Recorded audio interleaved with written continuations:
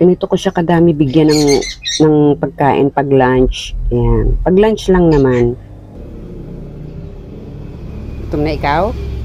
Ha? Wait lang ha. Para palalamigin lang natin ng konti. Kasi mainit pa. Op, sit, sit. Sit muna. Sit. Wait lang ha.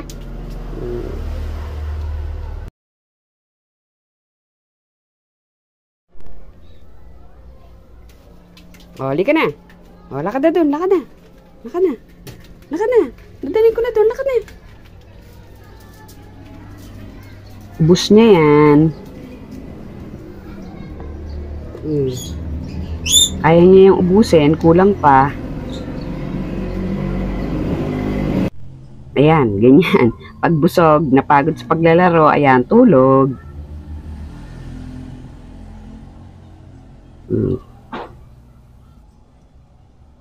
Sarap ng tulog niyan.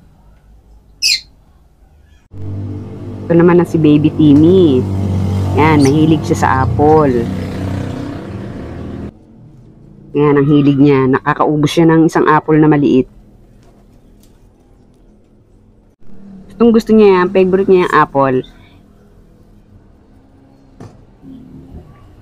Saglit lang niya yung ubusin, yung isang piraso ng apple.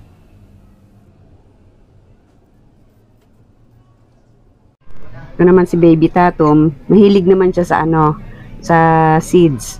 Sunflower seeds, tsaka Cerelac. Yan naman ang hilig niya. Ayaw niya ng apple, hindi siya mahilig sa apple. Baby Tatum.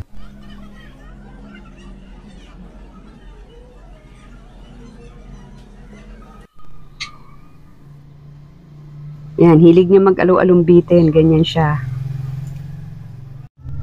Yan, ganyan siya matulog. Minsan pumapasok siya sa loob ng box.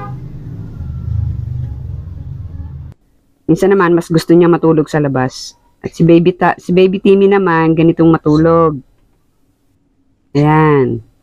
Pag gusto niyang matulog, papasok na yan sa box. Parang tao kung matulog yan.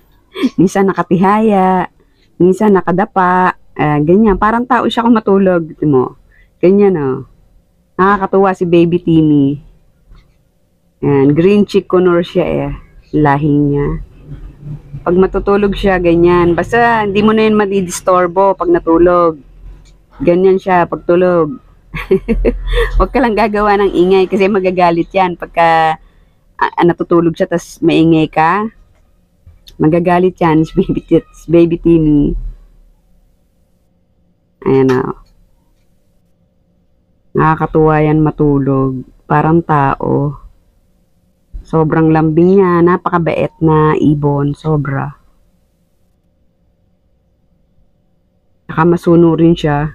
Parang tao lang talaga.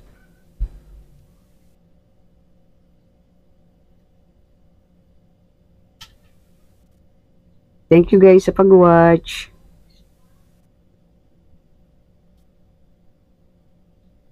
Yun ang aking mga alaga.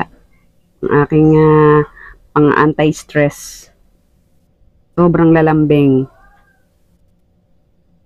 Thank you guys for watching.